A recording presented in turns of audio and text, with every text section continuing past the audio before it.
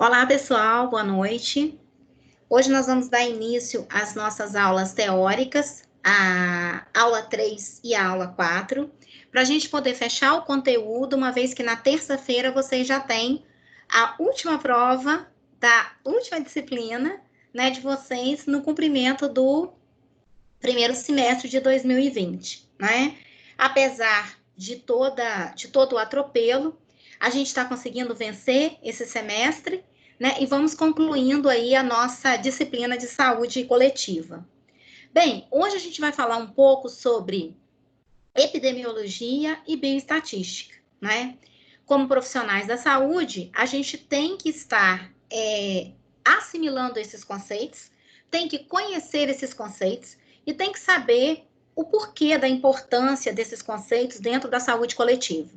Como combinado, eu vou fechar a câmera, vou rodar uns slides para a gente poder ir conversando a respeito da disciplina.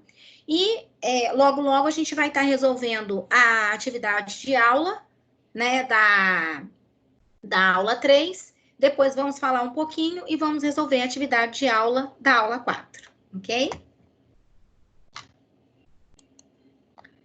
Bom,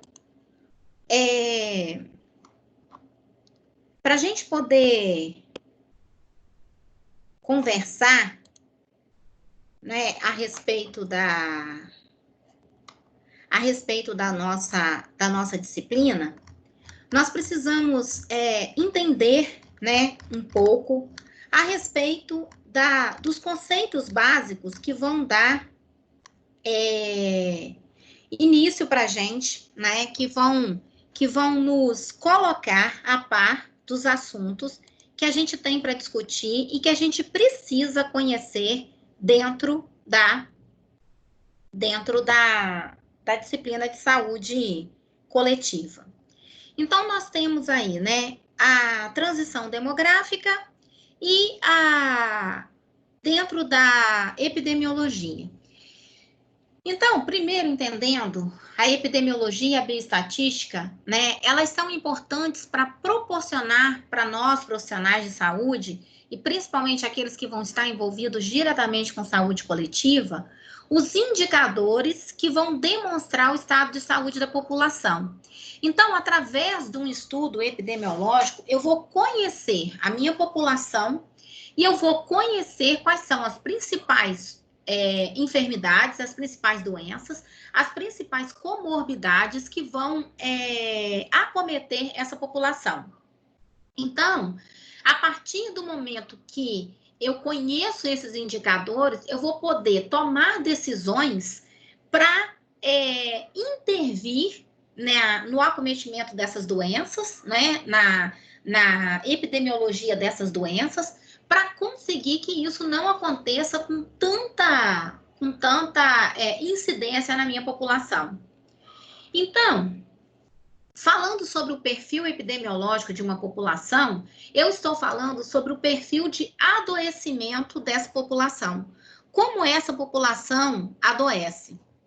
Então, eu preciso entender que as características de uma população, elas são diversas, principalmente dentro do nosso país, né? Nós temos 5 regiões, nós temos, né, em cada região, nós temos uma diversidade muito grande. O Brasil, ele é muito diverso, né? Dentro de uma mesma região, a gente tem comportamentos, por exemplo, alimentares totalmente diferentes, né? E a gente precisa entender isso, por quê? Porque as doenças não vão ser iguais. O comportamento de uma doença não vai ser igual dentro do país como um todo. Cada região deverá responder de uma forma diferente a essa doença. Prova disso está aí para a gente hoje, a Covid-19, né? Que nós temos visto o comportamento dela totalmente diferente no nosso Brasil. Enquanto em determinadas regiões a gente tem já um achatamento da curva de transmissão, em outras regiões a gente está em pleno pico de transmissão. Então, o que faz a gente entender esse movimento? É exatamente o estudo epidemiológico populacional, né, dessa doença. Qual é o perfil de adoecimento dessa população? A composição da nossa população, ela foi muito modificada ao longo dos anos.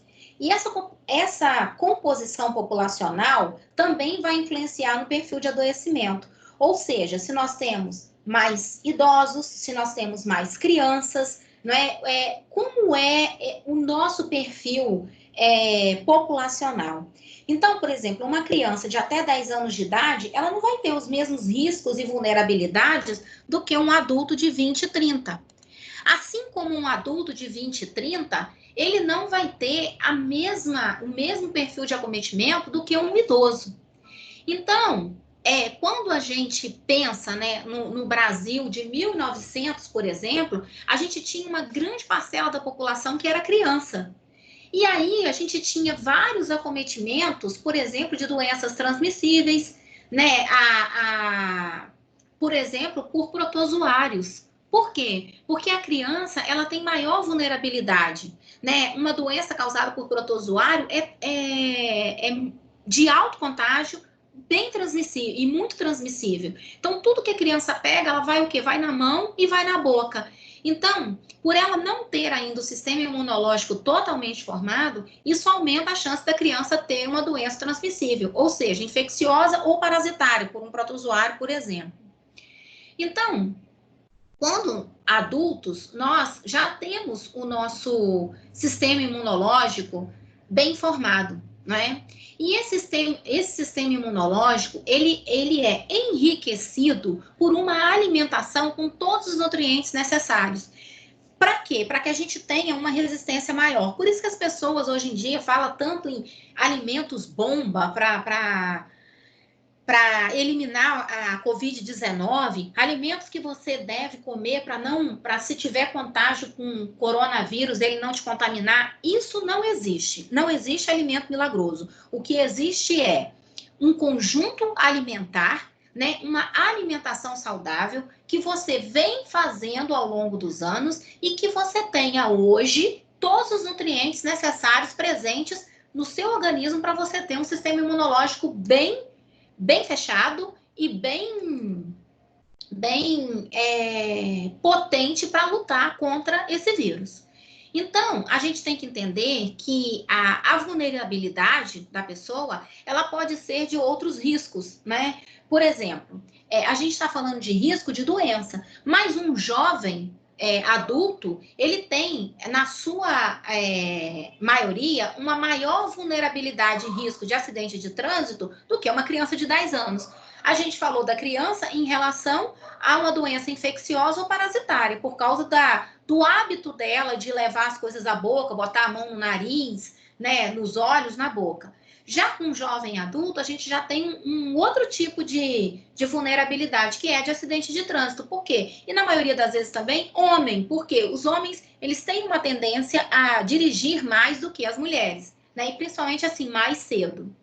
Então, assim, a gente consegue entender as diferenças no perfil epidemiológico de acordo com a faixa etária e também com o estilo de vida, né? Então, esse perfil epidemiológico, né, as doenças que acometem uma população vão depender muito também do tipo de vida que a pessoa leva. A gente falou um pouco disso na aula passada e práticas, né, de alimentação saudável, práticas de esportes, tudo isso vai aumentar, né, a nossa capacidade de resistir às doenças, vai fortalecer o nosso sistema imunológico, né, que é aí formado por uma gama de vitaminas e de minerais que são essenciais nesse desenvolvimento.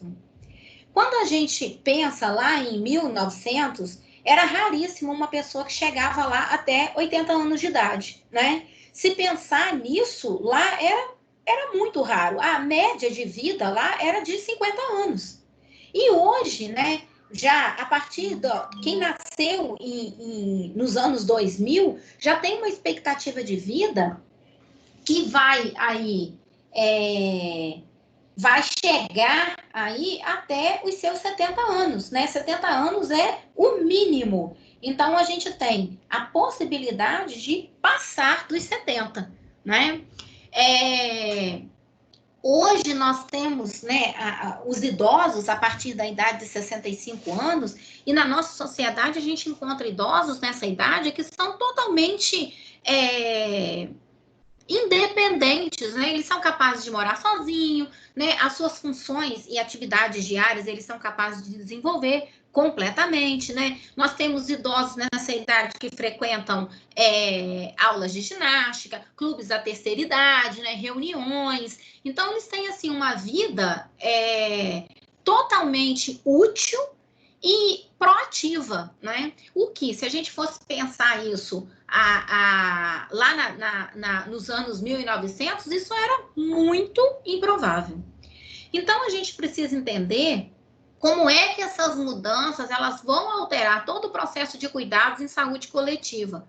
Lembrando que nós vamos sempre atuar com aspectos relacionados à proteção, promoção da saúde, né?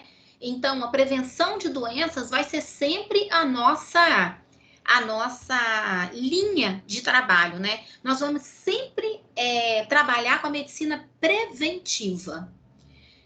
E também vamos trabalhar com o controle dos implicadores que vão desencadear o processo de adoecimento. Então, eu preciso reconhecer quais são as principais doenças que atingem essa população que eu estou trabalhando, conhecer essa população para que eu possa utilizar esses dados para que eu possa controlar esse desencadeamento epidemiológico e para que eu possa ter um controle da doença e entender aonde ela está acontecendo, por que ela está acontecendo, não é? E de que forma eu posso trabalhar preventivamente para que novas pessoas não sejam acometidas por essa doença. Então, a transição demográfica, né, que é essa mudança populacional, a gente parte de uma população que era bem jovem para uma população mais envelhecida. Hoje nós temos uma taxa de natalidade bem menor do que a gente tinha lá em 1900, né? A partir de 2000 a gente tem um declínio na taxa de natalidade e a gente tem um aumento na expectativa de vida. A transição epidemiológica também, ela vai trazer para a gente uma resposta de mudança de adoecimento dessa população. Então, eu tenho uma doença, eu tenho uma mudança no perfil demográfico. Então, hoje eu tenho, né, mais idosos do que crianças e por isso também eu tenho uma mudança epidemiológica. Eu não tenho mais o acometimento daquelas doenças que é de cunho transmissível, como as parasitárias e as infecciosas, mas tem muito mais as doenças e agravos não transmissíveis, né? Que são as doenças crônicas, né? E a forma também como as pessoas se colocam frente à sociedade para lutar, né, de frente com essas doenças também é muito diferente. Hoje a gente tem uma população com muito mais informação do que a gente tinha lá atrás, né? Então isso também faz com que as pessoas tenham, né, um perfil epidemiológico diferenciado. Por quê? Porque estão mais antenadas, estão mais ativas, né, têm uma vida mais ativa, conhecem mais do perfil das doenças e tem mais acesso aos métodos preventivos, né? Então, essa mudança, né? Outra coisa que a gente enxerga também nesse perfil demográfico é que a mudança a migração, né, da população do meio rural por meio urbano, né? A gente teve isso muito claro, né? E a partir do momento dessa mudança socioeconômica na sociedade, a gente vem de uma população predominantemente rural, né? Se vocês forem procurar na família de vocês, seus avós, seus bisavós, eles moravam e viviam, né, nesse meio rural. E lá eles tiravam toda a sua subsistência. Mas aí vem, né, a Revolução Industrial e o crescimento dos grandes centros, e as pessoas passam, né, nessa fase da industrialização, faz com que a população que era predominantemente rural, por causa da industrialização, se torne predominantemente urbana.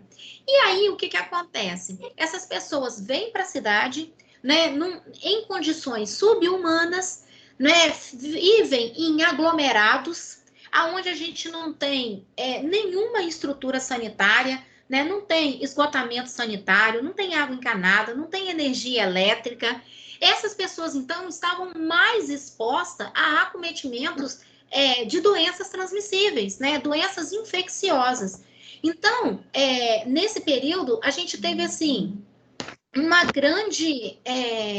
um grande acometimento de doenças, né, de epidemias, exatamente por causa das pessoas viverem nesses aglomerados, né, estarem nesses aglomerados sem condições sanitárias básicas, né? Rose, fecha seu microfone para a gente. Obrigada. E aí, o que que acontece? Né? Essa população, ela pode, todas essas epidemias que acontecem nessa época, podem ser resolvidas e facilmente prevenidas a partir do momento que a gente desenvolve questões sanitárias, né? Não se conseguia... Rose, fecha seu microfone para mim, por favor. Tá dando interferência aqui no meu. Rose, você tá ouvindo a gente?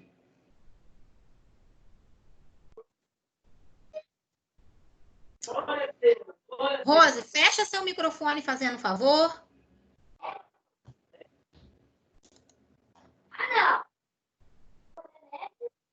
Nossa, tá difícil para falar, porque para mim tá dando muita interferência. Por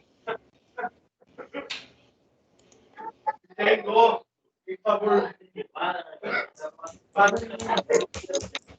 Pessoal, quem está entrando agora, por favor, fecha os microfones, porque está dando interferência, eu não estou conseguindo falar. Por favor, fechem os seus microfones. Obrigada.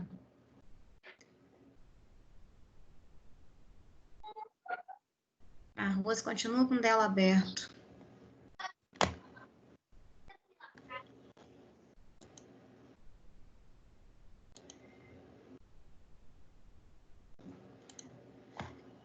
Então, o que a gente encontra, né, nessa questão é que nós temos uma população que era predominantemente rural, que passa a vir para o meio urbano e que ali fica vulnerável a essas epidemias, né, como, por exemplo, a epidemia de cólera, que por causa de condições higiênico-sanitárias que ela não tinha. Então, hoje nós temos grandes avanços na medicina e nos conhecimentos sobre os determinantes e condicionantes, inclusive sociais, que interferem no processo de adoecimento, e a gente consegue ter um controle maior sobre essas doenças transmissíveis e consegue fazer com que ela acometa um número menor de pessoas possíveis. É tudo que se está tentando fazer na Covid-19, para evitar que as pessoas sejam contaminadas pelo coronavírus e desenvolvam a Covid-19. Eu acho assim, às vezes me preocupa tanto, porque nunca foi tão fácil controlar uma doença como está sendo agora, que simplesmente, se você ficar em casa, né? E claro que se você ficar em casa, usar uma máscara, gel, lavar as mãos e fazer sua higiene, você salva você e o mundo. E as pessoas estão achando difícil fazer isso. Nunca foi tão fácil controlar uma doença, né? Quanto é controlar a Covid-19. E as pessoas ainda não se atentaram para isso. Então, Em decorrência do envelhecimento, né, da população, as doenças e agravos não transmissíveis, né, as DANTs, elas, como a gente viu na nossa aula anterior, essas doenças e agravos não transmissíveis, elas são as doenças crônicas, né, diabetes, hipertensão, né, que vão causar malefícios aos indivíduos quando eles chegam a uma idade superior. Então, é comum que a população idosa, por exemplo, seja acometida de hipertensão ou diabetes. Então, algumas doenças a gente consegue observar que elas são mais prevalentes de acordo com a faixa etária. E aí você vai identificar a maior vulnerabilidade da população. Essa transição demográfica, né, ela é a passagem de um alto coeficiente de mortalidade e natalidade para uma taxa muito reduzida de mortalidade e natalidade. E ela vai modificar como os indivíduos, o processo de adoecimento dos indivíduos através da transição demográfica. Essa transição, ela é dividida, como vocês estão podendo ver aqui, em 4 fases, né? Para uma forma mais fácil de se entender, né? Através dessas 4 fases. Então, numa primeira fase, né? Eu tenho a taxa de natalidade e a taxa de mortalidade caminhando juntas, né? Ora, a mortalidade está mais alta um pouco, ora, a natalidade está mais alta um pouco. Mas dentro dessa fase, eu tenho, né, as duas se encontrando aí bem juntinhas. Na fase 2, eu já tenho a taxa de mortalidade caindo bem e a taxa de natalidade bem acentuada, né? Se mantendo como na fase 1, mas bem acentuada. Na fase 3, eu tenho um declínio da taxa de natalidade e um declínio também da taxa de mortalidade. E na fase 4, eu tenho, né, essa conclusão dessa passagem de um alto coeficiente de mortalidade e natalidade para taxas muito reduzidas. Então, eu tenho uma população que está nascendo menos, mas também está morrendo menos, vivendo mais. Bom, para eu poder entender essa passagem, eu tenho que entender, claro, 2 coeficientes, o coeficiente de natalidade e o coeficiente de mortalidade. O coeficiente de natalidade, ele é a frequência de nascimento de uma população, então a quantidade de gente que nasce, calculada pelo número de nascidos vivos, né, em um local e período, dividido pela população da mesma área, multiplicado por 100. Aí eu tenho um percentual de natalidade.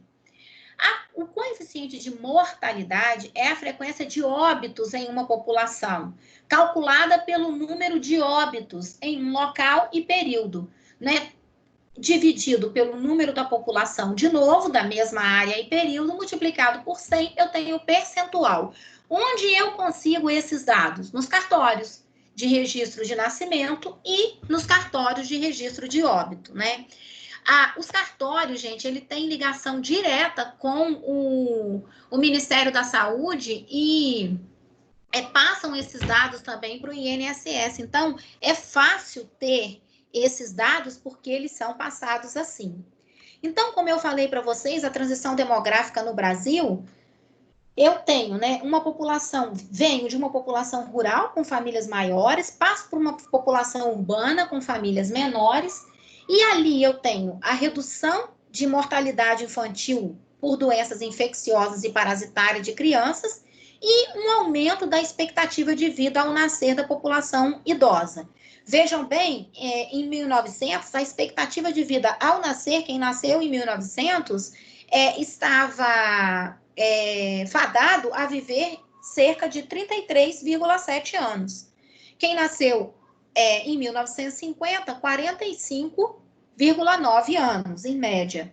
E quem nasceu em 2000, 70,4 anos. Hoje, em 2020, nós sabemos que essa expectativa de vida ela está se aproximando de 80 anos. Então, é uma mudança muito grande no aumento da expectativa de vida. E aí, é claro que eu tenho um aumento da população idosa.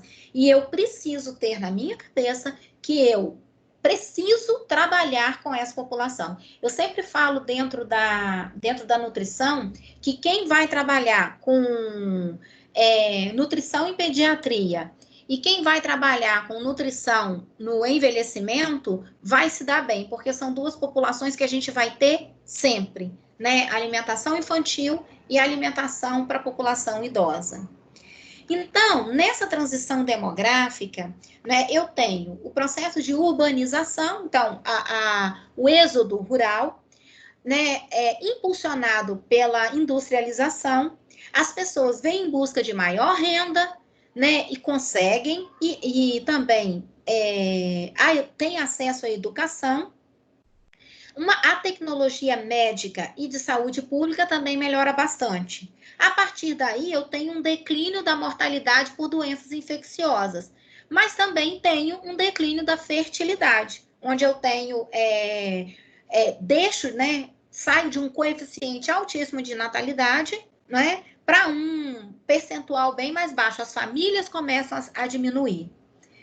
Nessa transição epidemiológica, eu tenho, né, o envelhecimento da população e uma emergência de doenças crônico-degenerativas, né, que são as doenças e agravos, né, não transmissíveis. Então, eu vejo a necessidade de tratar essa população, não trazendo, né, todos os métodos possíveis de tratamento dessas doenças. E aí, através, né, dessa recessão econômica que vai influenciar tanto na transição demográfica quanto na epidemiológica, com a recessão econômica, com o aumento das desigualdades, né, vem de novo a persistência ou reemergência dessas doenças infecciosas. Não é porque a gente sabe que a gente tem uma população vivendo em vulnerabilidade social, não é, nos conglomerados, nos aglomerados que a gente tem aí, e elas acabam também por sofrerem, né, o tipo, né, de doença infecciosa que viver nesse meio sem condições higiênico-sanitárias pode vir a causar. Na transição epidemiológica, as transformações na sociedade brasileira, todas essas transformações que nós acabamos de falar, elas afetaram o processo de saúde e doença. A transição epidemiológica não substitui as doenças transmissíveis por doenças crônico-degenerativas e outros agravos não infecciosos, como acidentes e violência. Pelo contrário, né, todas elas ficam em evidência. O que aconteceu foi uma polarização epidemiológica, que trouxe o quê? Uma superposição das doenças transmissíveis e das doenças e agravos não transmissíveis, então, das DANTES. Os estudos epidemiológicos, então, visam auxiliar a conhecer as situações de saúde e qual é o perfil epidemiológico para que eu possa planejar ações, serviços e políticas de saúde para atender a minha população. Dentro dessa transição epidemiológica, né, eu preciso entender que, para eu ter os dados consistentes, eu preciso ter um sistema de vigilância em saúde. E esse sistema de vigilância em saúde, ele tem como função coletar, processar, analisar e interpretar os dados de investigação epidemiológica, recomendação, implementação e avaliações de ação.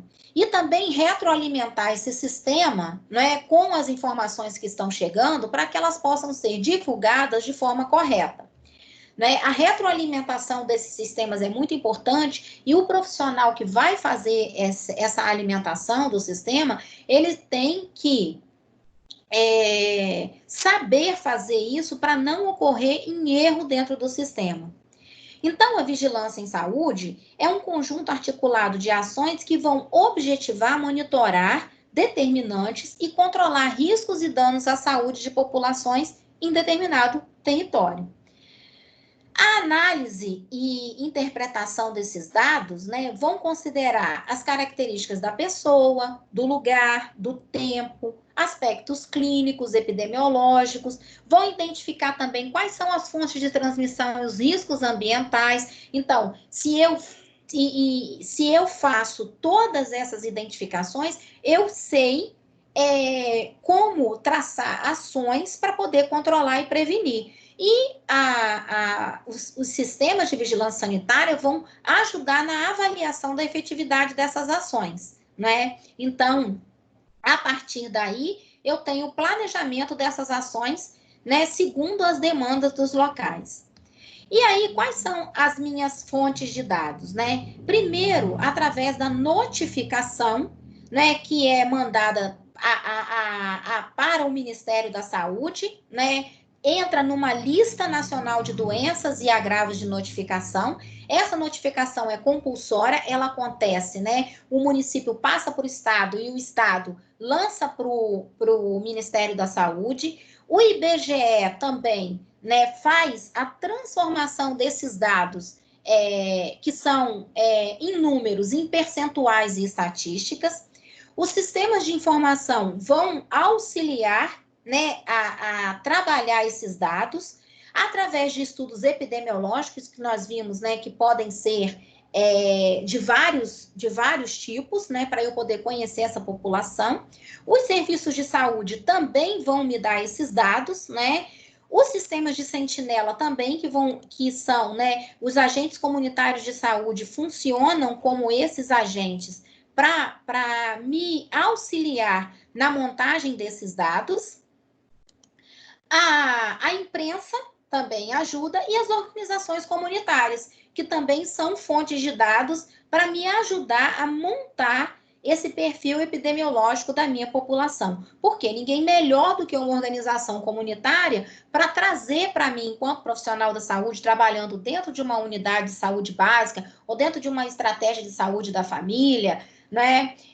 Os dados das principais doenças, né, e agravos que estão afetando aquela população que procura esses centros, né, que está nessas comunidades e que fazem parte dessas organizações. Então, nós temos os sistemas de informação em saúde, né? O primeiro dele, né, eles fazem parte do SIS, né, que são um conjunto de subsistemas, que são mecanismos de coleta e processamento, análise e divulgação de informação, e possibilitam planejamento, organização, operacionalização e avaliação dos serviços, né? Aqui nós temos os sistemas de informação, né, de toda a atividade. Nós temos a de mortalidade, de nascidos vivos, de indicador hospitalar, de internação hospitalar, de atendimento ambulatorial, o SISVAN, que é o Sistema de Vigilância Alimentar e Nutricional, né, e o CIAB, que é o de atenção básica. Todos eles, né, vão formar o SIS, que vai processar, analisar e divulgar as informações que foram jogadas nesses sistemas de informação em saúde. E eles que vão traçar o perfil epidemiológico daquela população. Assim, né, nós temos esses dados coletados, transformados em informações numéricas, que vão nos dar os dados estatísticos, vão possibilitar a avaliação da situação da saúde da população, medindo condições de vida e adoecimento e os reflexos desse adoecimento na qualidade de vida das pessoas. Os principais indicadores são medidas que contêm informação sobre as condições de saúde, aquelas que refletem a situação de saúde do indivíduo ou população e atuam no desenvolvimento das ações em saúde. Vejam, gente, que tudo volta para o quê? Ações em saúde, né? Tudo volta para esse tipo de ação, que é o que nós vamos desempenhar, né, enquanto componentes de uma equipe multidisciplinar que trabalha na saúde pública dentro do desenvolvimento da saúde coletiva. principais indicadores da saúde pública são os demográficos, que são as informações da população, socioeconômicos, quais são as condições sociais e econômicas dessa população, se ela vive em vulnerabilidade ou não. Os ambientais, né? Qual é o ambiente que essa pessoa vive? Ela tem acesso aos serviços básicos, como saneamento, energia elétrica, água encanada. Dos serviços de saúde, essa pessoa tem acesso aos serviços de saúde, a porta de entrada para o Sistema Único de Saúde, ela tem acesso, que é uma unidade básica de saúde no seu bairro. Há os indicadores também nutricionais, né? Como está a questão nutricional, a questão da morbidade, né? Quais são as doenças que mais acometem aquela população, e a mortalidade também, ela vem como indicador, né? A partir do momento que eu sei qual é a doença que está acometendo aquela população. Então, por aí eu monto, né, os meus coeficientes, né, que são os meus principais indicadores, tanto de mortalidade quanto de morbidade, para fazer os cálculos epidemiológicos que vão me dar as bases estatísticas, né? E aí eu tenho os cálculos de frequência e os demais cálculos que eu vou falar um pouquinho mais na frente, quando a gente entrar na aula de bioestatística, né? Agora nós vamos passar, então, para a resolução da nossa aula atividade. Até aqui tudo bem, gente? Alguém quer colocar alguma coisa? Não? Tudo certo, então? Podemos passar para a situação problema?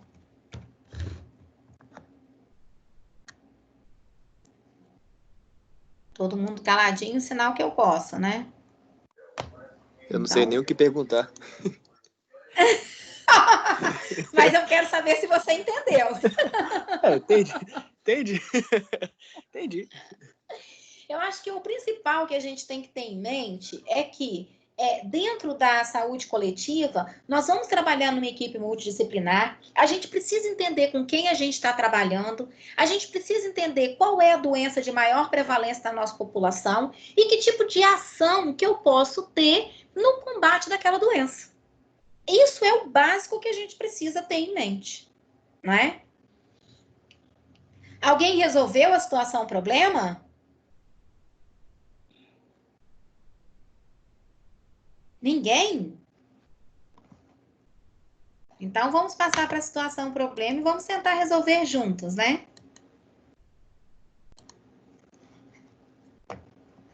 Em um município, no interior de São Paulo, aconteceu um surto de intoxicação alimentar. Esse surto envolveu 107 pessoas que passaram mal depois de um almoço durante uma festa tradicional em uma comunidade do município. Um morador da cidade de 49 anos morreu após 28 horas em dar entrada no hospital da cidade com um quadro de infecção grave. E a família acredita que seria por conta de algum alimento consumido na festa. A intoxicação teria ocorrido no dia 12 de junho, quando mais de 200 pessoas participavam de um tradicional evento organizado na comunidade Santo Antônio, na zona rural do município. No dia seguinte, muitas pessoas que foram à festa procuraram o hospital público da cidade com diarreia, dores abdominais, náuseas, vômitos e febre. A utilização dos indicadores de incidência e prevalência depende da doença em questão. Quais são os indicadores utilizados no caso das doenças agudas ou agravos, como os citados na situação acima? Qual a importância para a saúde coletiva? Qual o sistema de informação em saúde que fornece informações quanto ao diagnóstico nutricional e ao consumo alimentar da população assistida pelos serviços de saúde da atenção básica e sua relevância na saúde coletiva? Do evento organizado na comunidade citada acima, participaram um total de 1.200 indivíduos. Cientes dessa informação, realize o cálculo de coeficiente ou as taxas de incidência relacionado a esse incidente. Bom, primeira coisa, essas pessoas passaram mal por causa de terem consumido um determinado alimento nessa festa. É o que tá aparecendo, né? Os indicadores utilizados, no caso de doenças agudas ou agravos, são os indicadores de morbidade, né? A morbidade, ela faz referência a determinada população exposta ao risco de adoecer. Então, se me falou que em determinada população que aconteceu um surto de intoxicação alimentar numa população, qual indicador que eu uso? Não se esqueçam, morbidade. Por quê? Ela faz referência a determinada população exposta ao risco de adoecer, né? A morbidade, ela vai medir a proporção entre o número de casos de uma doença e a população exposta em um lugar e tempo definidos. E esses valores, eles são expressos por coeficientes ou taxas de incidência e prevalência, que nós vamos calcular daqui a pouco. Qual é o sistema de informação em saúde que fornece informações quanto ao diagnóstico nutricional? Eu falei lá nos sistemas. Vamos ver se vocês olharem lá, vocês vão lembrar. Deixa eu voltar aqui na tela. Olha, se eu mostrar para vocês isso aqui, vão lembrar aqui qual é o sistema que fala de vigilância alimentar e nutricional? Quem me responde?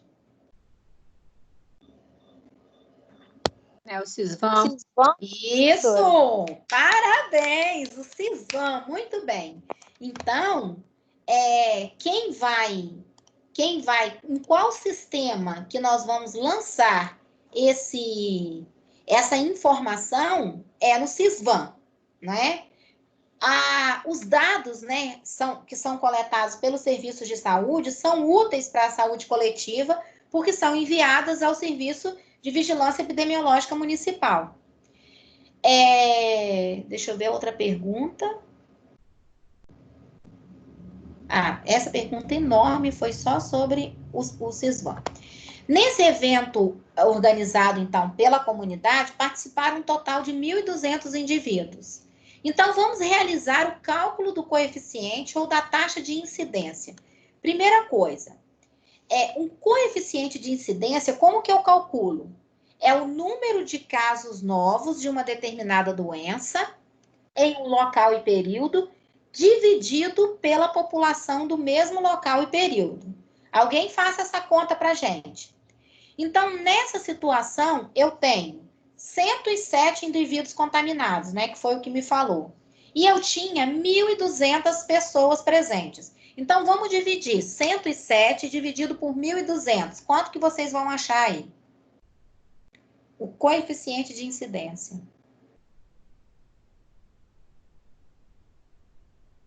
Quem fez a conta para a gente? 107 dividido por 1.200.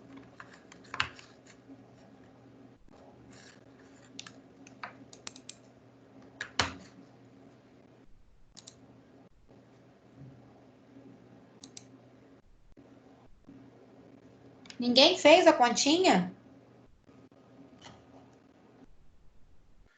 0,089. Isso. Vezes 100, 8,9% para eu achar. Então, qual é o coeficiente de incidência? 8,9% dessa população foi acometida pela intoxicação alimentar, né? Eu me lembro, assim, gente, de muitos casos de intoxicação alimentar em reuniões, assim, em festas comunitárias, né? E uma delas me chamou muita atenção, que muitas pessoas pensaram na maionese de legumes que foi servida. E a gente fez uma análise da comida, a gente retirou uma amostra do que tinha sobrado, fez uma análise da comida, e a verdade é que o problema estava no arroz.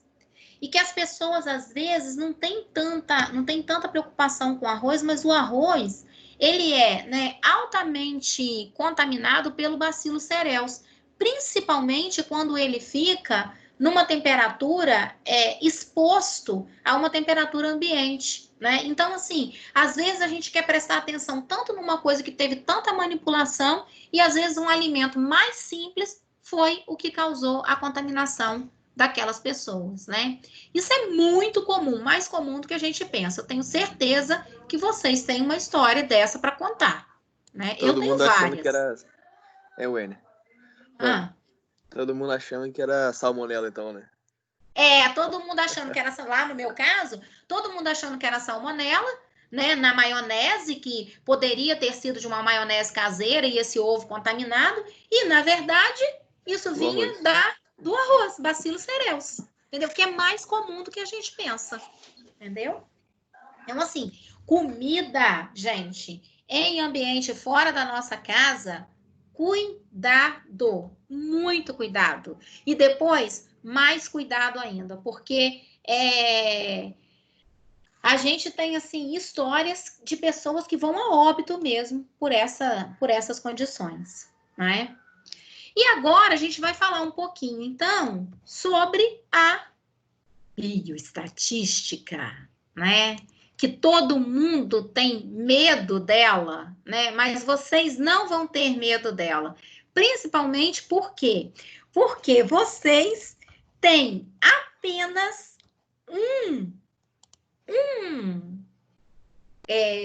um capítulo da matéria para bioestatística. Então, assim, vocês vão ver muito suavemente a bioestatística, né? Vão aprender os cálculos só mesmo os elementares. Então, o que é a bioestatística, né? É a estatística aplicada às ciências da vida. E a bioestatística ela é um dos pilares da epidemiologia. A epidemiologia ela não teria como ser vista se a bioestatística não participasse dela. Por quê? É a bioestatística que dá visão à epidemiologia. Ou seja, eu faço toda a pesquisa lá dos dados, eu sei quantas pessoas foram contaminadas, né? Igual lá, eu tinha lá, no caso que a gente acabou de ver da aula passada, eu tinha uma população de 1.200 pessoas, aonde 172 foram acometidas, né? Mas eu não sabia calcular o coeficiente de acometimento, né? De morbidade dessas pessoas. E eu consegui calcular a partir, né?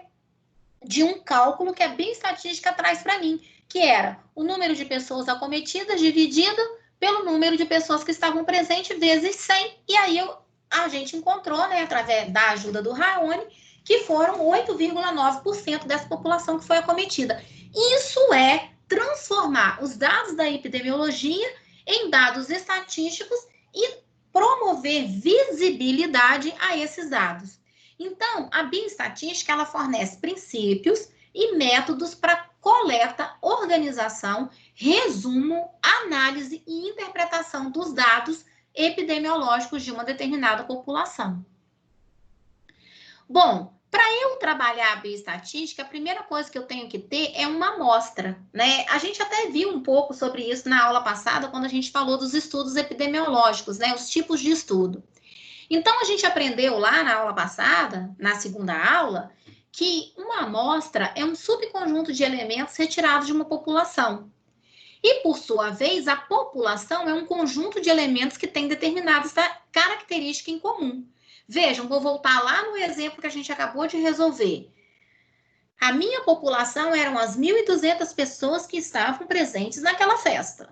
E qual foi a minha amostra? 172 pessoas que compareceram ao atendimento ambulatorial hospitalar acometidos por uma intoxicação alimentar.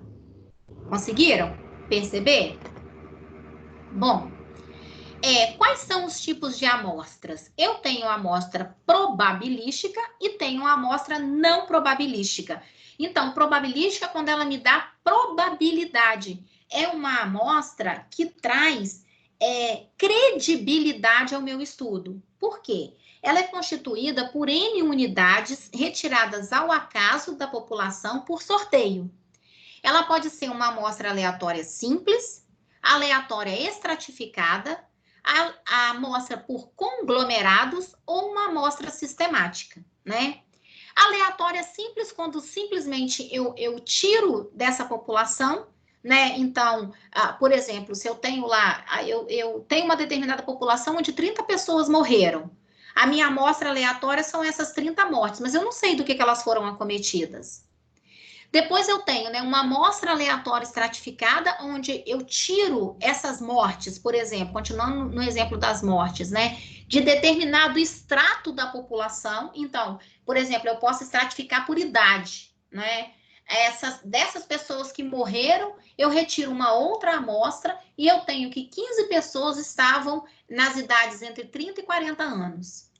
Outro tipo de amostra é por conglomerados. Então, eu vou em determinada aglomeração de pessoas, conglomerado de pessoas. Então, eu vou num determinado bairro. Olha, aquela que a gente acabou, vou voltar lá no exemplo, foi numa festa. Então, foi uma amostra por conglomerado. Somente as pessoas que estavam ali dentro daquela festa, né? E a amostra sistemática também, que vai me dar toda uma coordenada para eu recolher esses dados. A amostra não probabilística, ela requer critérios de inclusão e exclusão rígidos e usa de uma amostra maior para evitar erros amostrais. Mas por que ela é não probabilística? Porque ela é uma amostra, ela pode ser uma amostra por conveniência ou uma amostra por cotas. Então, o pesquisador, ele determina, né, por conveniência do estudo dele, quais são as pessoas que ele vai retirar naquela amostra ou por cotas, né? Então, eu quero somente as pessoas que foram acometidas, eu quero somente nessas pessoas que foram acometidas lá pela intoxicação alimentar, eu só quero as mulheres, dentro das mulheres, eu só quero aquelas de 30 a 40 anos, isso eu vou, né, cotizando a amostra, né, e estratificando ela cada vez mais. Bom, o meu tamanho amostral, né, primeira coisa que eu tenho que calcular é o meu erro amostral, que ele não deve passar de 5%. Indica que o resultado pode variar em 5% para mais ou para menos. Eu acho que vocês já enjoaram de ouvir isso em pesquisa eleitoral. Na época das eleições, o que mais a gente vê? O candidato X teve 40% de aceitação do público na pesquisa realizada entre os dias 2 e 6 de junho. Desse, sabemos que o resultado pode dar 5% para mais ou para menos, porque a margem de erro amostral era de 5% da pesquisa. Então, essas pesquisas elas são feitas com um parâmetro chamado nível de confiança, que geralmente é de 95%. Então, 95% de chance daquele resultado da pesquisa estar certo, com aquele candidato em 40% e o segundo candidato em 60%. Então, essa amostra, né, significa, quando eu tenho um nível de confiança de 95%, significa que se eu realizar outra pesquisa com uma amostra do mesmo tamanho, nas mesmas datas, no mesmo local, com o mesmo instrumento de coleta de dados, ou seja, com o mesmo questionário, há uma probabilidade de 95% de que os resultados sejam os mesmos. Ou seja, que 5% apenas dos resultados sejam diferentes. Geralmente, né, a gente adota esse intervalo de confiança para as pesquisas de 95%, que é o mais utilizado. As variáveis do tamanho amostral vai depender de uma série de fatores. Então, qual é o tamanho da minha população, o nível de confiança que eu estou trabalhando, né, que geralmente é 95%, qual é o meu erro máximo permitido, então, no caso, é 5% meu erro máximo para mais ou para menos, o percentual com que o fenômeno se verifica, não é? E aí também, nessa classificação da população, que é outra variável também, eu tenho populações finitas, que não excedem 100 mil pessoas, e tenho populações infinitas, que vão ultrapassar 100 mil pessoas, né? É claro que são pesquisas de abrangência, né, que eu tenho que envolver N pessoas para conseguir calcular, né, os dados que essas variáveis vão me trazer, não é? Bom, para eu fazer um cálculo amostral, né, eu preciso ter o tamanho da amostra, né, que é o N0, que a gente chama, e o E0, que é o erro amostral aceitável, que é a margem de erro de 5%. Então, vejam bem, eu tenho que o N0, que é uma aproximação do tamanho da amostra, dividido pelo E0, que é o erro amostral aceitável, ao quadrado. Então, 1 dividido por 0,05 ao quadrado. 1 dividido por 0,0025. Eu tenho, então, que o meu tamanho, né, da minha amostra é de 400. Meu N0 é igual a 400. Encontrando o N0, ó, eu vou partir para encontrar o meu tamanho da amostra. Então, o que é o meu tamanho da amostra? É o número da população total, que no caso do problema que me deu, que eram 500 pessoas, vezes o meu N0, que eu encontrei, dividido pelo meu número da amostra, que é 500 pessoas, somado ao meu N0 que eu encontrei, 400. Então, eu tenho 200 mil dividido por 900, que é igual a 222,22. Não existe essa pessoa, 22. Então, o que eu vou fazer? Eu vou aproximar para cima. Então, a amostra deve ser de 223 participantes. Ninguém precisa decorar essa fórmula.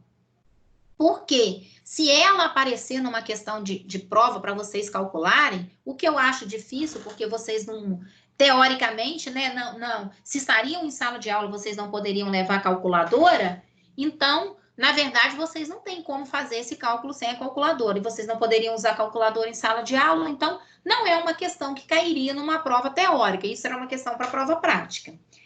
E vocês não fazem prática dessa disciplina. Então, é mesmo para vocês saberem como que a gente chega nesse cálculo amostral. Então, no nosso caso aqui, a amostra deve ser de 223 participantes. Poxa, que pena, hein? Que não vai cair o cálculo, né? Eu sabia que você ia ficar triste. Muito Caramba. triste. E aí eu tenho, gente, várias formas de apresentar esses dados. Eu tenho através de gráfico, eu tenho através de tabela, né? Os gráficos, eles me trazem uma visualização imediata de todos os valores, né? Ele é visualmente mais atraente, então as pessoas gostam mais, né? Eu tenho gráfico de pizza, eu tenho gráfico de barras, né? Eu tenho gráfico de linhas, né? E ele é mais utilizado também em publicações, quando vocês veem jornais, revistas, livros, artigos, vocês veem mais gráficos. Mas também tem as tabelas, né? Que é indicada para apresentar gráficos mais complexos, né? Que não tem condições de colocar em gráfico. Ela é mais fácil de ser elaborada, a tabela, e utiliza menos espaço no corpo do meu trabalho, né? Aí aqui ela vem falando com relação às quantitativas ou numéricas. Eu não vou entrar nesse mérito da questão, tá? E a gente vai, né, agora sim, falar sobre as frequências, que lá na aula passada, na T3, ela ia começar a falar um pouquinho, mas como aqui a gente tinha mais claro, eu resolvi falar aqui. Então, para a gente poder resumir os dados de variáveis qualitativas ou quantitativas, nós temos que fazer a contagem do número de observações em cada categoria. A frequência é a coisa mais fácil de fazer, não é? Então, qual é a minha frequência absoluta? Qual é a minha frequência relativa? Eu vou pegar a minha frequência absoluta vezes 100 dividido pelo tamanho da amostra. E aí eu vou ter a minha frequência relativa, e essa frequência relativa, ela é sempre mostrada, né, escrita em percentual. Então, por isso que é vezes 100. Por isso que é vezes 100 aqui, ó. Porque o meu resultado vai ser percentual. Então, 100%. A gente, né, além da frequência, a gente também calcula a média, a moda e a mediana. A média, todas essas medidas, elas são utilizadas para a gente sintetizar dados. Então, quando eu tenho, né, uma amostra muito grande, eu traço algumas variáveis dentro dessa amostra para sintetizar os dados, porque eu não tenho como falar de todo mundo que eu pesquisei. Então, eu uso a média, a moda e a mediana. A média, ela é um ponto de equilíbrio na distribuição das frequências, né? Ela vai equilibrar discrepâncias, tanto positivas quanto negativas de um conjunto. Então, eu somo tudo, né? E vou dividir pelo número amostral. E aí, eu vou ter esse ponto de equilíbrio, que é a minha média. A moda, ela indica o valor que ocorre com mais frequência, o valor que mais se repete dentro de uma série de observações. Então, eu tenho um exemplo na nossa aula-atividade que a gente vai conseguir calcular a moda também. Ele não pede, mas a gente pode calcular a moda, que é muito fácil para vocês calcularem. E a mediana é um valor médio de distribuição ordenada. Então, eu vou dividir a amostra em dois pares. Uma com os números menores ou iguais à mediana, e outra com os números maiores ou iguais à mediana. Isso, gente, quando a gente tem esses números traçados numa reta, numa linha, a gente consegue visualizar certinho para a gente poder calcular tanto a moda quanto a mediana, assim como a média também. Bom, a média, então, é esse ponto de equilíbrio. E aqui nós temos, né? Ela não pode ser menor que o valor mínimo e nem maior que o valor máximo, não é? Então, se eu tenho lá um número um número dentro de uma régua, né? De medições ali, por exemplo, circunferência da cintura, né? Se eu tenho as circunferências variando, eu nunca vou ter uma média maior do que o valor máximo e nem menor que o valor mínimo. Então, ela é representada pela letra X aqui nessa fórmula, ó. Então, o que eu vou fazer? Vou somar todos os meus elementos, a circunferência do elemento 1, 2, 3, 4, e vou dividir pelo número de elementos que eu tinha. Então, a fórmula é o seguinte, né? O X com o traçado é igual ao somatório, esse E aqui, ó, quer dizer o somatório de todos os resultados de XI, então, de todos os Is, né, os indivíduos aqui, né, o 1, o 2, o 3, até chegar no N, dividido pelo N, que é o tamanho amostral, né? A mediana é um valor médio de uma distribuição ordenada. Gente, não se preocupem com isso, porque vocês vão aprender isso à medida que vocês fizerem exercícios sobre média, mediana e moda. A gente não consegue aprender fazendo rapidamente assim e nem olhando, só mesmo fazendo exercícios.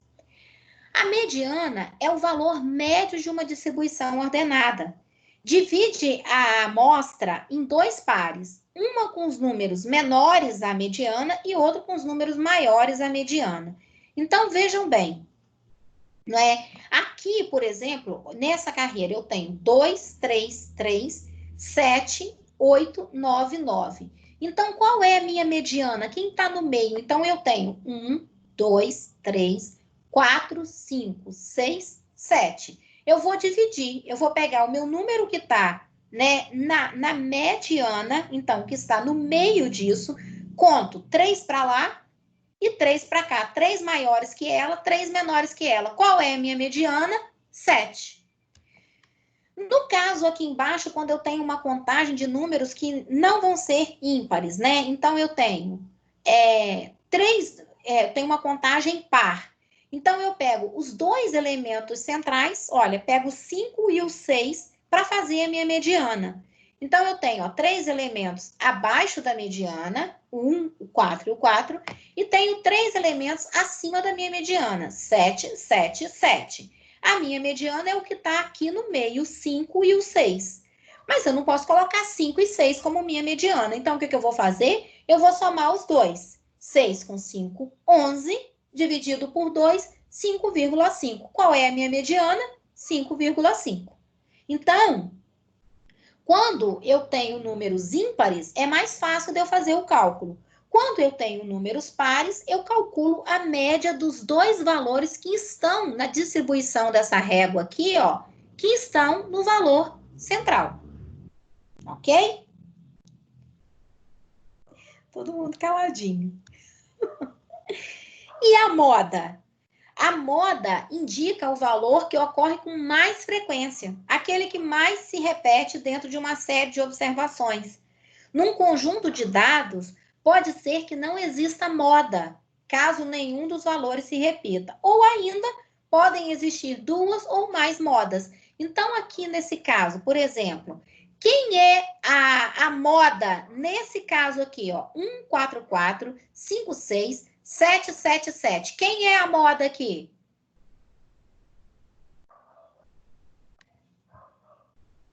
Tô aguardando a resposta. 7. 7, muito bem. Essa aqui, e no de cima, quem é a moda? 9 e 2. Muito bem, os que mais se repetem, 9 e 2. Eu posso ter duas modas numa mesma amostra. A única que dá um pouquinho mais de complicação para a gente é a mediana. Mas a média e a moda são muito fáceis de calcular. Então, o que a gente vai fazer? A gente vai passar agora lá para o exercício, para a atividade de aula, da aula 4, para a gente poder fazer. Por quê? Porque esses conceitos estão fresquinhos na nossa mente. Então, vamos passar para lá, porque a gente vai conseguir resolver com mais facilidade. Bora lá?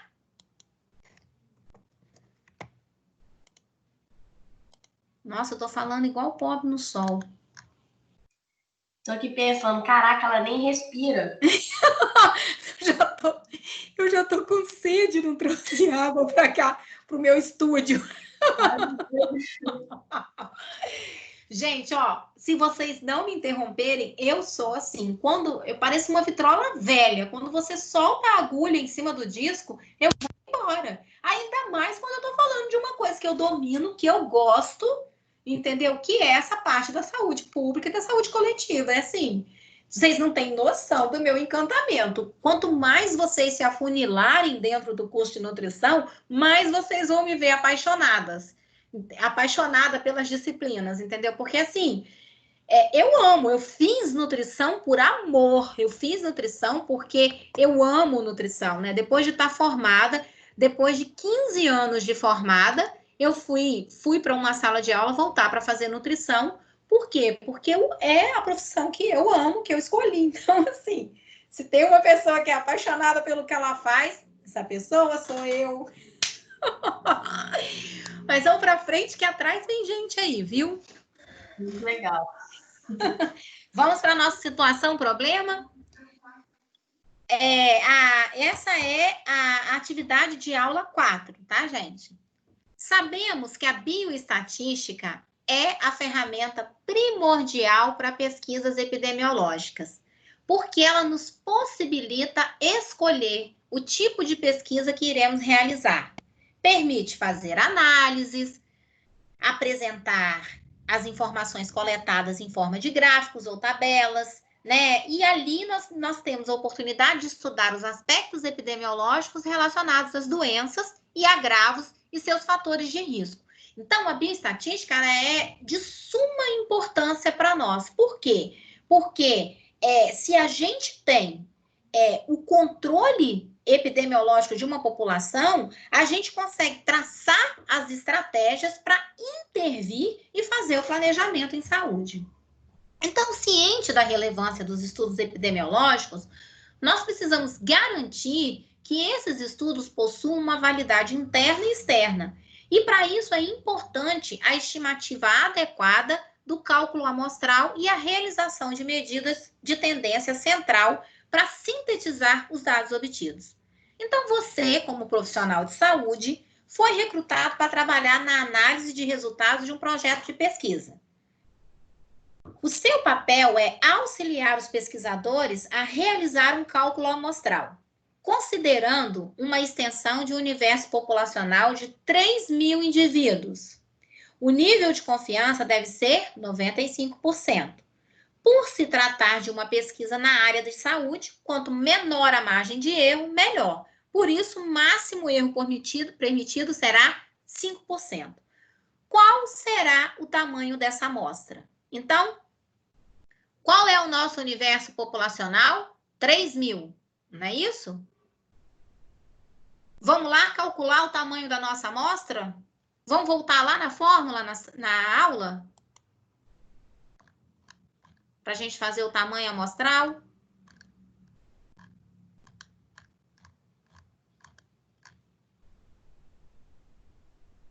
Ó, tamanho amostral. Se a minha margem de erro é 5%, eu vou ter um N0 de 400 também. Quem vai fazer esse cálculo para a gente? Raoni? Eu faço aqui. Então faz. Tudo mais. Faz para a gente, ó. Pega leve comigo. Ó, nós vamos calcular o tamanho da amostra. Então, a gente tem que o N, o número de pessoas era quanto que eu falei lá atrás? 3.000? 3.000. Então, 3.000 vezes 400 dividido por 3.000 mais 400.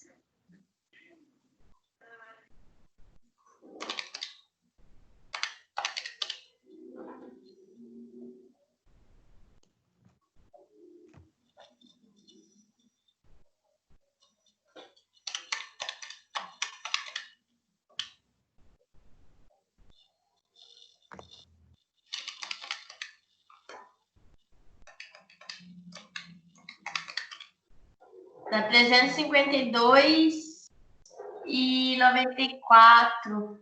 Isso, a gente pode trabalhar com 0,94 pessoa? Hã? Existe essa pessoa? 0,94 de pessoa existe? Não, vai para 353. Isso aí. Então, nosso tamanho amostral, 353. Guarda esse dado. Vamos voltar lá para a gente continuar calculando o que eles pedem. Então, o tamanho da nossa amostra, 353, não é isso? Isso. Já ao final da pesquisa, os pesquisadores solicitaram seu auxílio para... Tira o microfone aqui. Realizar a medida de tendência e tal. Para realizar a medida de tendência central, ou seja, a mediana, para poder sintetizar os dados que foram encontrados. Esses dados evidenciados a seguir, né? Agora eu não tenho como mostrar lá e mostrar aqui, né? Como que a gente calcula a mediana? Vamos lá voltar para a gente só ver como que a gente calcula a mediana. Os dados que mais repetem. Ah, é, Raoni? Os dados que mais se repetem é a mediana? Ah, não, isso aí é moda. Ah, então vamos voltar lá para a gente ver a mediana.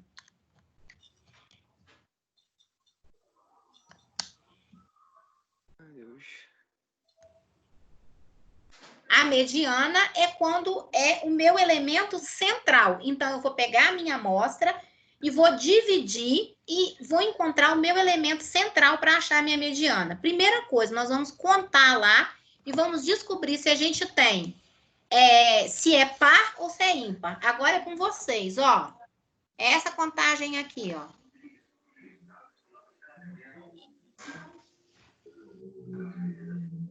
É par ou é ímpar?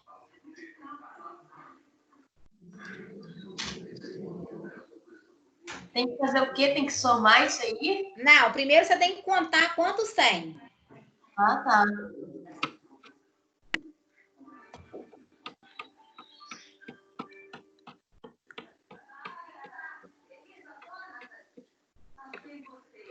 É ímpar? 37. É ímpar. É ímpar? Excelente, 37. Então, a gente tem 36, não é isso? 36 dividido por 2 vai dar quanto? 18. 18. Então, a gente vai contar 18 para um lado, 18 para o outro.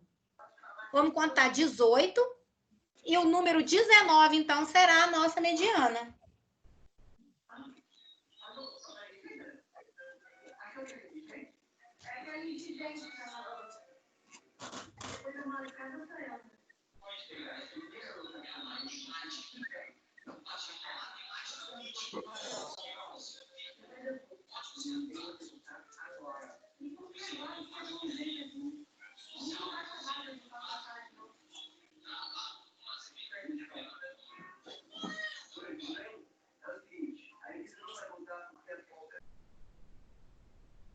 Quem é a nossa mediana?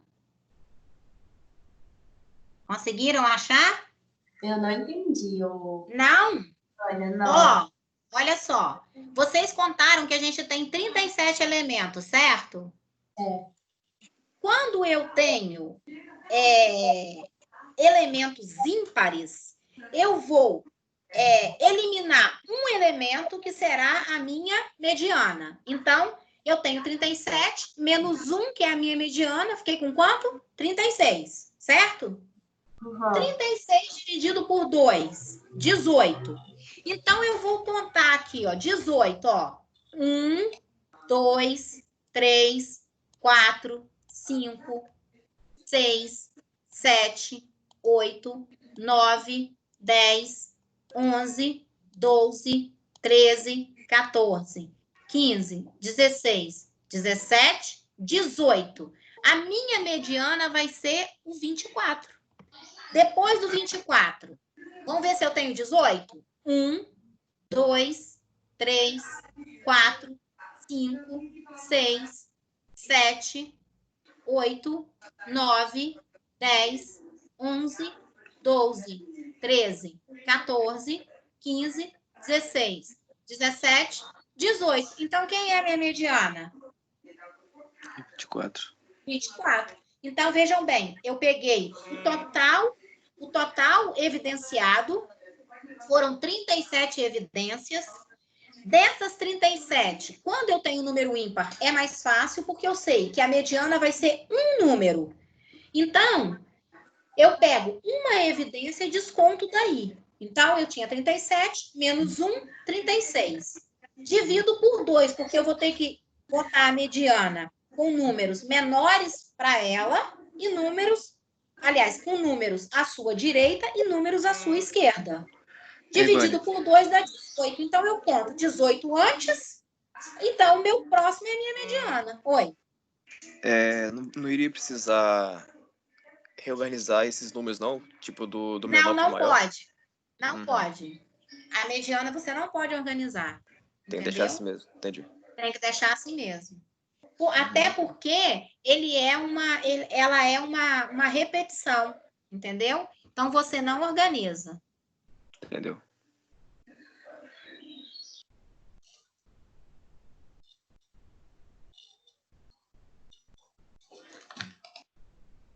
Você vai achar que é mentira, mas na hora que você estava explicando, a minha conexão caiu. Eu não ouvi nada. Sério? Nossa, juro. Nossa. Tadinha. A minha conexão caiu também. Sério? Não, na hora da explicação, eu falei, tá de sacanagem. Eu achei até que era o seu que tinha parado. Aí depois espero. Então eu vou explicar de novo, porque o Raoni me chamou a atenção aqui e ele tem razão no que ele me chamou a atenção, tá? Raoni, você está atento, tá? De nada. Pessoal, olha só, eu tenho 37 elementos aqui, não tenho que vocês contaram? Primeira coisa que eu tenho que fazer, organizar em ordem crescente esses elementos. Eu tenho que organizar em ordem crescente. Entendi. Primeira coisa é organizar. Então, olha só, qual é o menor que eu tenho ali? 24, né? 23. Tem 23? Nossa, não consegui enxergar. Então, Tem começo. 23. Então, começo com 23.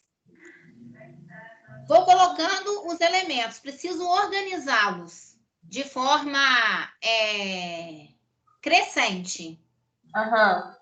Agora, Ramone, já que você é um expert nisso, organiza para mim e me acha a mediana aí.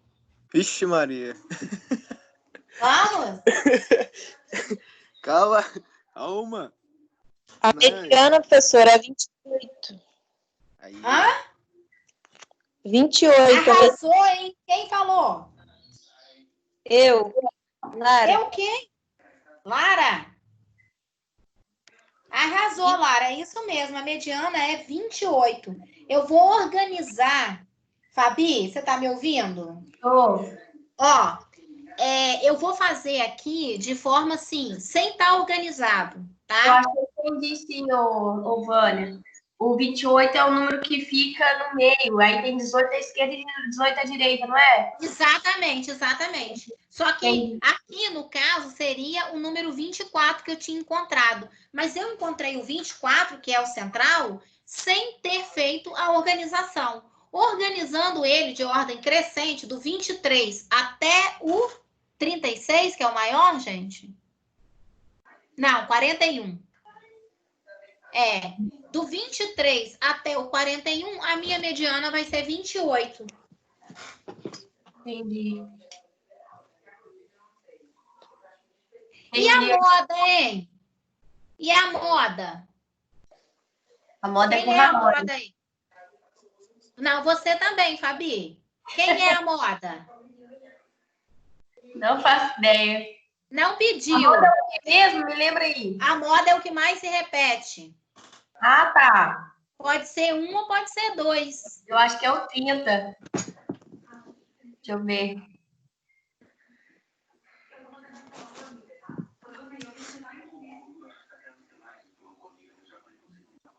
Lara, você organizou aí do 23 ao 41? Sim. Então, olha pra gente aí qual é o que mais se repete, pra gente ter certeza. É o 30. É o É o 30. 30. Acertei. Fabi, tá com o olho bom, hein? Pessoal, deu para entender como que são feitos esses cálculos? Entendeu? Na prova, esse cálculo de mediana e de moda pode cair, tá? Porque isso aqui é fácil de fazer. Você faz no papel, você não precisa de cálculo. Agora, frequência e média não tem como. Agora, moda e mediana tem como. Tá? se vir, eu vou gostar. Ó, o meu conselho é, peguem exercícios desses, sabe? Tentem resolver em casa, porque, né, a prova de vocês ainda é terça-feira. Hoje é quinta. Então, vocês têm esse tempo aí para se organizarem, para resolverem exercícios. Peguem exercícios de moda e mediana, joga na internet. Peguem exercícios, tentem resolver. Se vocês tiverem dúvida, eu tô aqui, né? Me procura. Até segunda-feira dá para resolver bastante exercício para vocês chegarem seguros para a prova, né? Terem certeza do que vão fazer na prova, né? Até aqui tudo bem, gente? Aham, deu para entender certinho. Aham. Bom, eu espero que eu tenha realmente ajudado vocês, né, na realização desse estudo. Eu sei que esses encontros, eles proporcionam para a gente um momento de estudo, porque querendo ou não, você é forçado, né, a estar aqui, querendo ou não, você é convidado, convocado a estar aqui comigo e se reúne com seus amigos e ouve, né, a explicação de uma forma um pouco diferente da teleaula. É uma teleaula, vai ser diferente da professora lá. Bom, eu espero ter contribuído com o estudo de vocês, né? Eu espero que vocês alcancem bom resultado na prova. O que vocês precisarem de mim, né? Eu estou aqui. Oficialmente, as férias vão começar a partir do dia 15, mas quem fizer a prova no dia 8 e der tudo certo e não for para recuperação, já pode se considerar de férias no dia 8, né? A gente deve... Primeira semana de agosto. Sempre foi assim, né? Por causa de pandemia, não, tá? Sempre foi assim. Dia 15 agora volta só em agosto? A gente sempre entrou assim. É porque, na verdade, a gente fica ainda com alguns alunos até dia 22, 25 de junho, porque a gente tem recuperação, a gente tem quem faz a apresentação do PTG, a gente ainda tem recuperação dessa apresentação. Então, nós, tutores, né, o aluno que está com tudo fechado, ele conclui agora o dia 8. Mas a gente ainda tem uns alunos que ficam agarradinhos com a gente ali ainda até mais ou menos dia 22, 25.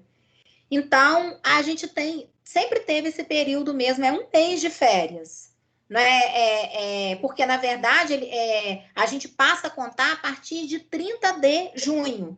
Mas o aluno que está com tudo em dia, ele não tem por que ficar preso a partir do momento que ele já passou direto em tudo. E a gente normalmente volta na primeira semana de agosto, que nós vamos voltar. Então, com a graça de Deus, a gente vai voltar presencialmente, não é? Porque eu acredito que isso já vai ter passado, né? Essa pandemia, esse momento, que a gente vai conseguir realmente achatar essa curva aí nesse período, né? De junho e julho. Eu estava falando com a turma do terceiro período e eu assim, eu acho mesmo que não é um momento para gente se reunir, porque junho e julho são os meses que a gente tem a maior incidência de síndromes respiratórias, gripes, resfriados. Então, eu acho que é realmente um momento para a gente se cuidar mais. Então, a gente já ia ter mesmo esse período de férias, vocês não tiveram férias, vocês continuaram estudando, vocês fizeram as suas provas, né? Vocês tiveram as atividades de fórum, fizeram o PTG, então vocês realmente não tiveram férias. Agora vocês vão ter o período de recesso de vocês escolar, que são as férias de julho, né? Então, eu desejo para vocês, né, que vocês realmente descansem, né? Porque dá para dar uma desligadinha. Não esqueçam de fazer a rematrícula de vocês, que é muito importante, não é? Porque depois você vai perdendo prazo, você entra com rematrícula tardia, aí você tem que avançar em determinadas disciplinas, você tem que deixar para trás. Então, assim, isso atrapalha um pouco você. Então, faça a sua rematrícula, mantenha o seu pagamento, né, da rematrícula para você voltar em agosto, ok, com tudo certinho, para a gente se encontrar presencialmente, para a gente poder, na medida do possível, não sei como que vai ser esse retorno, mas pelo menos nós estaremos juntos, e assim eu confio, com a graça de Deus, que a gente vai achatar essa curva e vai conseguir se livrar. Então, mais uma vez, eu me coloco à disposição de vocês, né? Nesse tempo aí, até a prova de vocês, eu estou aqui, mesmo depois, né, nesse período de férias, o que vocês precisarem de mim, eu estou aqui pronta para ajudar vocês no que vocês precisarem. Eu desejo uma boa prova, né, que vocês estudem, que eu já sei que o resultado de vocês vai ser muito bom, porque vocês têm um resultado muito bom. Então, assim, desejo mesmo tudo de bom para vocês. Fabi, quer falar? Só uma dúvida. Para a gente fazer essa rematrícula, a gente tem que procurar o pessoal da secretaria? Não, você tem que deixar o seu boleto de julho pago. Só isso? Só pagar o boleto? Só. Tá, eu vou mandar. Na época que chegar, assim, a época da rematrícula, eu vou disparar recadinhos no grupo. Tá? Eu achei que tinha que falar com a secretaria e tal. Não. A partir do momento que você passou em tudo, tá tudo ok o seu semestre, e você paga, né, pagou as mensalidades certinhas, incluindo julho, você tá automaticamente rematriculada. Mas eu vou passar os recadinhos para vocês no grupo, tá? Então, gente, mais uma vez, cuidem-se, usem máscara, álcool em gel, lavem as mãos, se protejam, se amem, amem aos seus semelhantes, porque quando tudo isso passar, eu quero te encontrar para te dar um abraço bem apertado, tá? Ó, do fundo do meu coração. Obrigada pela participação de vocês são fantásticos, entendeu? Obrigado aí por realizar os cálculos, né? Por terem a força de vontade de aprender e por estarem aqui comigo, tá bom? Um beijo para vocês. Até a próxima, se Deus quiser, presencialmente. Né? Obrigada, Se nesse intervalo aí eu precisar, eu chamo vocês para uma reunião, tá bom? Tá bom, Tá tchau. bom, Vânia. Boa noite. Obrigada. Tchau, gente. Boa noite. Boa noite. noite. Boa noite. Boa noite. Boa noite.